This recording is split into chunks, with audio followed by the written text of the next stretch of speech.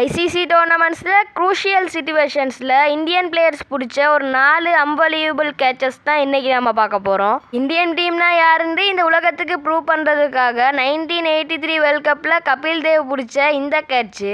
Tremendous job to get back there. Marvellous running catch. And Richards has gone for 33. 2007 T20 world கப்பை win பண்ணி Indian team history create பண்ணுறதுக்கு முக்கிய காரணமாக இருந்த ஸ்ரீசாந்தோட இந்த கேட்ச்சு.